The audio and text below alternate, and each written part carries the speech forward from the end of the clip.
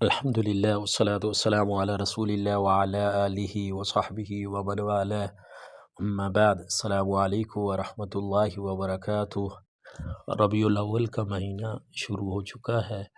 مسلمان ایک دوسرے کو مبارکباد پیش کر رہے ہیں.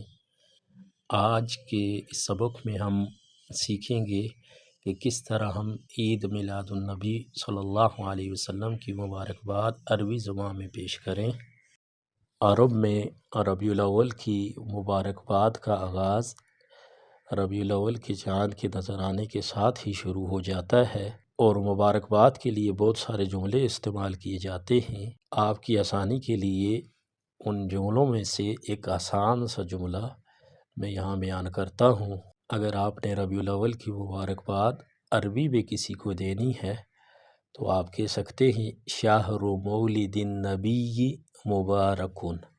شہر مولد النبی مبارکن. نبی پاک صلی اللہ علیہ وسلم کی ولادت کا مہینہ مبارک ہو.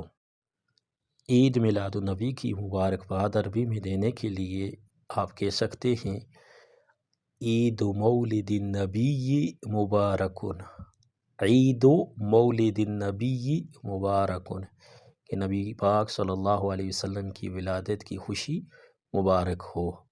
کل عام وانتم بخیر. ساتھ آپ یہ بھی کہہ سکتے ہیں کل عام وانتم بخیر. پورا سال آپ خیر و عافیت سے رہے. یا آپ کہہ سکتے ہیں اہنئکم بعید مولد النبی. اہنئکم بعید مولد النبی. میں آپ کو عید میلاد النبی کی مبارکباد پیش کرتا ہوں. اگر کوئی آپ کو عربی میں مبارک پیش کر رہا ہے تو اس کو جواباً آپ کہہ سکتے ہیں علینا وعلیکم وعلی جمیع الامت الاسلامیہ کہ ربیع الاول کا مہینہ ہمارے لیے بھی برکت والا ہو، آپ کے لیے بھی، اور پوری امت اسلامیہ کے لیے برکت والا ہو. اس مہینے میں کثرت کے ساتھ رسول اللہ صلی اللہ علیہ وسلم کی بارگاہ میں صلاۃ والسلام کا نذرانہ پیش کریں.